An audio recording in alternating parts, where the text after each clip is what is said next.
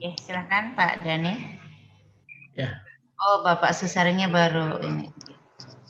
Bu, nanti setelah Bu Mutia bisa dilanjut ke kami ya, yang Oh, inggih Bapak anu di kelompok 1 Pak ya. iya Untuk betul. kelompok 1 karena tadi ditanyakan dikonfirmasi ke peserta belum ada kabar, jadi di break Pak sampai pukul 2. Pukul 2 baru Bapak masuk lagi nanti ke room 1. Begitu kah? Inggih, tadi ditanya ke peserta menunggunya lama Pak, jadi akhirnya kami break dulu. Oh. Jadi berarti nggak bisa langsung ya Bu ya? Ya break dulu Pak, istirahat sebentar. Oh. Tadi sudah janjiannya udah kami anu. Oke, bisa kita mulai Pak? Bisa dimulai Pak? Pak Mentor? Boleh, silahkan. Nanti Assalamualaikum umpama kami warahmatullahi wabarakatuh. Sambil di mobil nggak apa ya Bu ya? Nggak apa-apa, silakan. Okay. Yang kami hormati, kami banggakan Bapak Penguji, Bapak Dr. Haji Susari MA, Kepala Balai Diklat Keagamaan Jakarta. Yang terhormat, yang kami hormati juga Bapak Mentor, Saudari Mutia Umi, yang saat ini sebentar lagi akan menyampaikan paparan rancangan aktualisasi.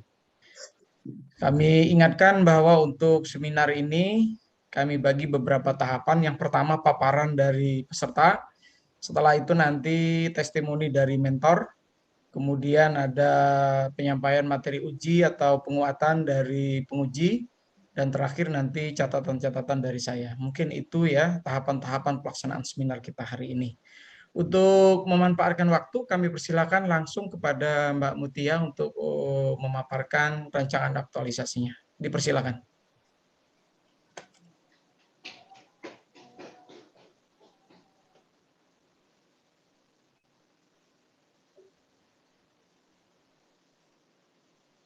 Sudah terlihat ya untuk share screen saya.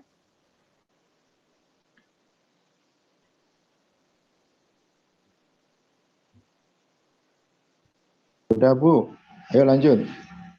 Baik. Terima kasih untuk waktunya. Assalamualaikum warahmatullahi wabarakatuh.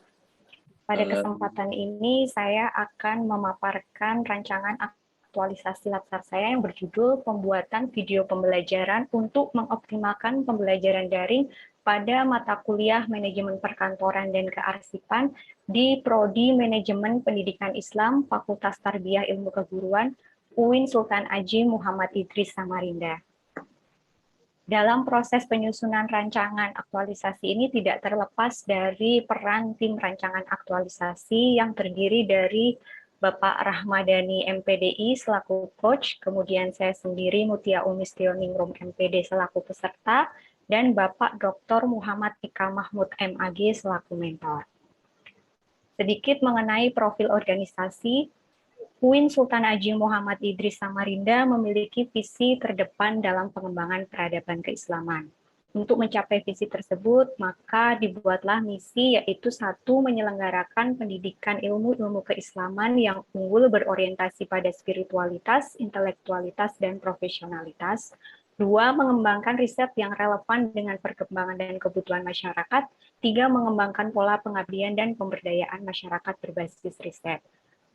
UIN Samarinda ini memiliki 4 fakultas, yang salah satunya adalah Fakultas Tarbiyah dan Ilmu Keguruan. Kemudian di dalam Fakultas Tarbiyah dan Ilmu Keguruan terdapat 6 prodi, dan salah satunya adalah Prodi Manajemen Pendidikan Islam. Beberapa isu yang dapat diidentifikasi di unit kerja Prodi MPI FTIK adalah 1. Belum optimalnya pembelajaran daring pada mata kuliah Manajemen Perkantoran dan Kearsipan.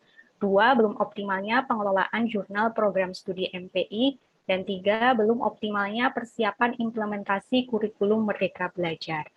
Dari ketiga isu tersebut, kemudian disaring dengan menggunakan teknik tapisan isu, yaitu teknik tapisan APKL dan teknik tapisan OSG.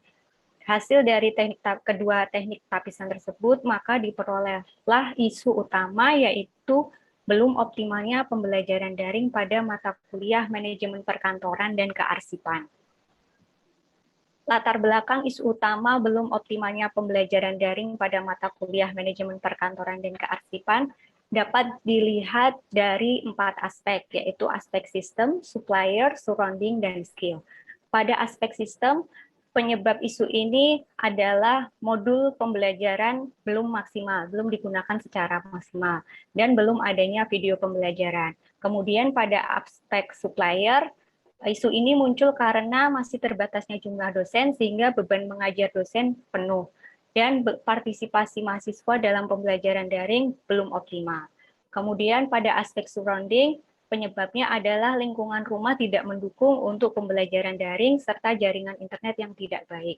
Pada aspek skill, penyebabnya adalah masih rendahnya inovasi dosen dan terbatasnya keterampilan dalam pengembangan media ajar.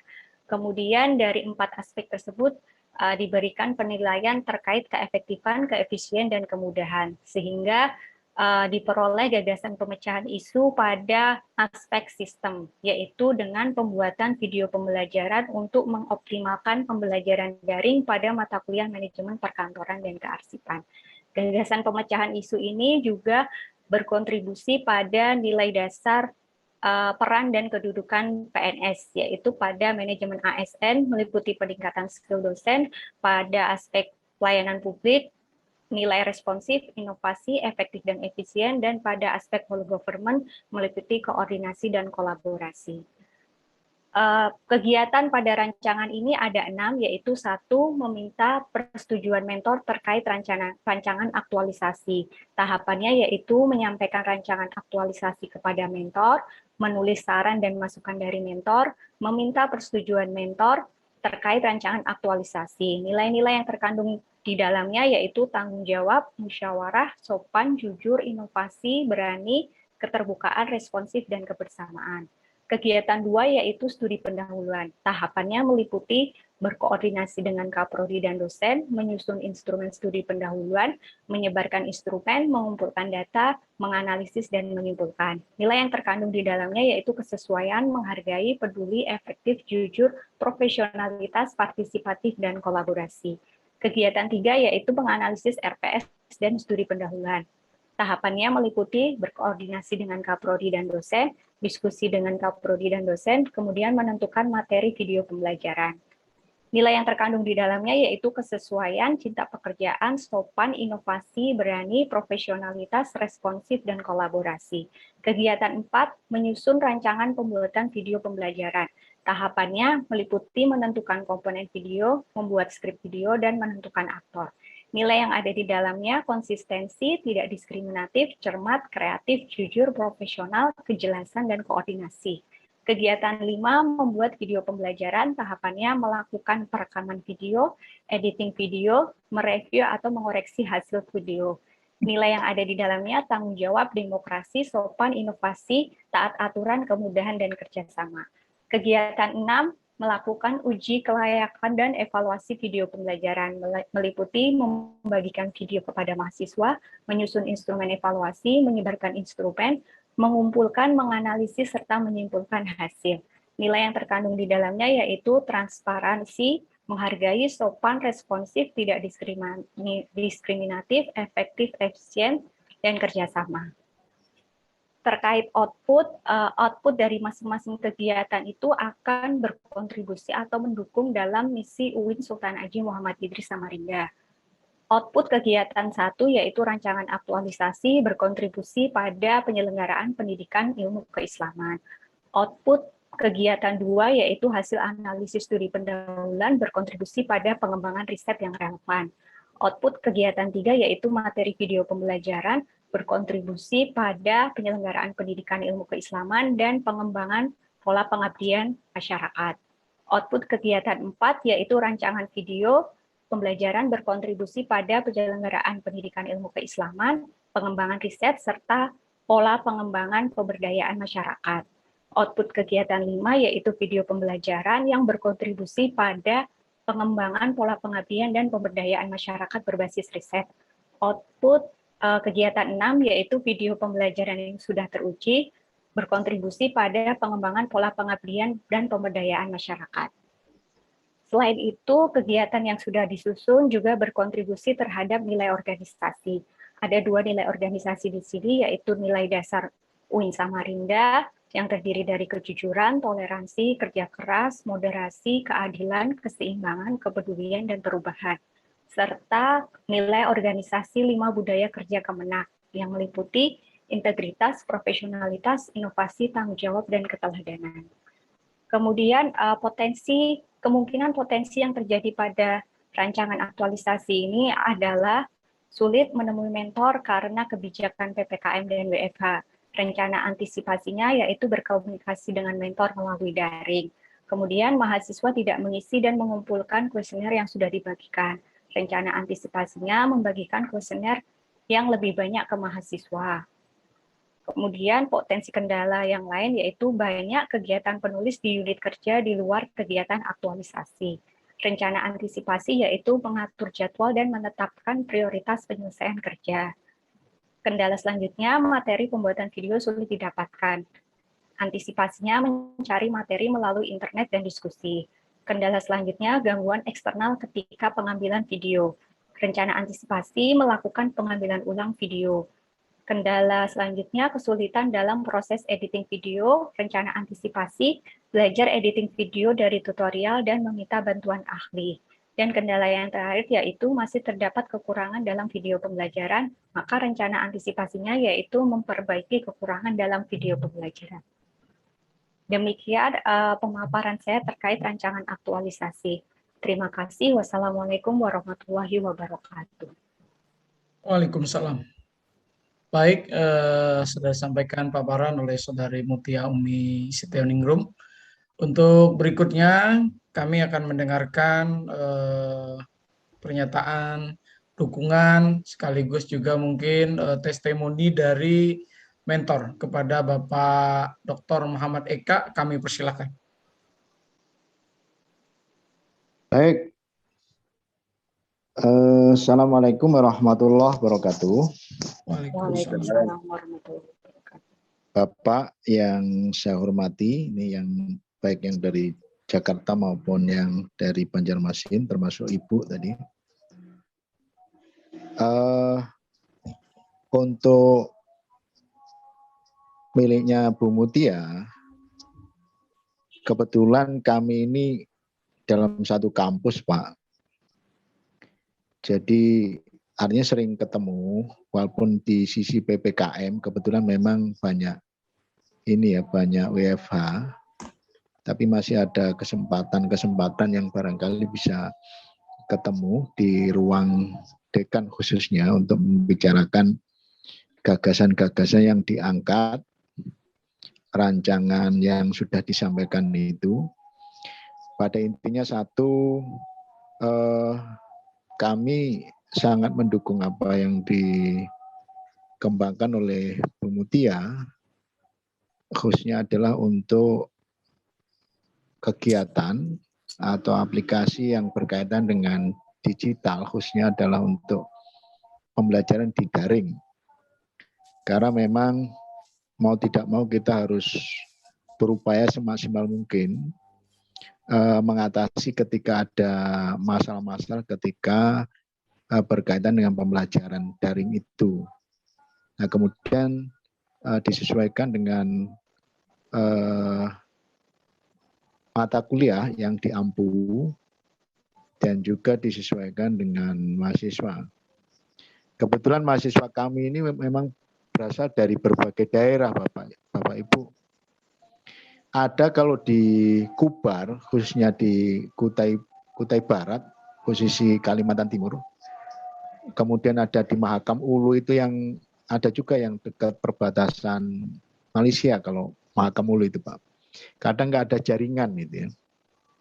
Ini yang kadang harus kita pandai-pandai untuk bisa memanfaatkan bagaimana sebenarnya pembelajaran daring yang nanti bisa dipahami dan diaplikasikan di dalam pembelajaran itu. Jadi intinya mendukung apa yang dikembangkan oleh Bu Mutia selaku mengajar khususnya adalah di MPI itu mata kuliah itu, Pak. Pertama itu, yang kedua Silakan Ibu, nanti bisa dikembangkan lebih lanjut Bu Mutia untuk rancangan ini. Kemarin sebenarnya saya secara pribadi itu menyarankan selain bentuk digital, bagaimana kalau dirancang dalam bentuk modul untuk ya kenaikan pangkat dan lain sebagainya. Tapi nanti waktunya kan memang biasanya lama Pak untuk buatan modul dan lain sebagainya, itu perlu waktu.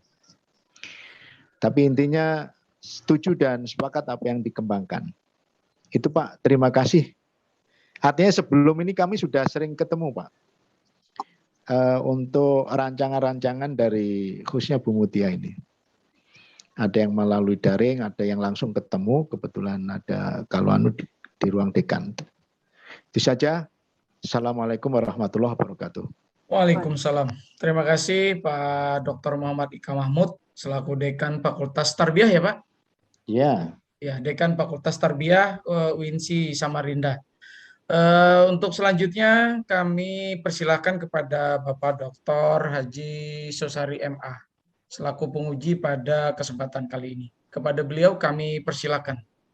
Oke, baik Pak Dani, Pak Dekan yang saya hormati, dan Mbak Mutia ya selaku penyaji.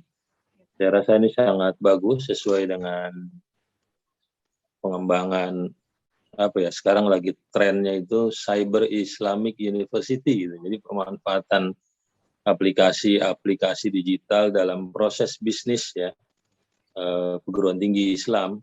Ini sangat penting saya untuk mendukung ke sana ya. Hanya saya memberikan masukan kaitan dengan beberapa tahapan kegiatan yang perlu dilakukan penyesuaian. Yang pertama di situ saya lihat ada studi pendahuluan. Ya, Mbak Mutia melakukan studi pendahuluan, tapi studi pendahuluan ini terlalu menukik, saya lihat langsung ke video, ya. Jadi saya rasa jangan langsung ke video. Mungkin studi pendahuluan itu dalam bentuk survei. Kalau tadi latar belakangnya itu kan belum optimalnya pembelajaran, ya, yang memanfaatkan video, ya. Mungkin studi pendahuluan itu terkait dengan belum optimalnya pembelajaran, sehingga di situ nanti ketemu tuh video ada di situ. Karena kan belum optimalnya pembelajaran tuh banyak faktornya ya, salah satunya video gitu. Jadi mungkin di studi pendahuluan kita melakukan survei, hanya ini masih normatif aja dulu, jangan langsung ke video. Ya.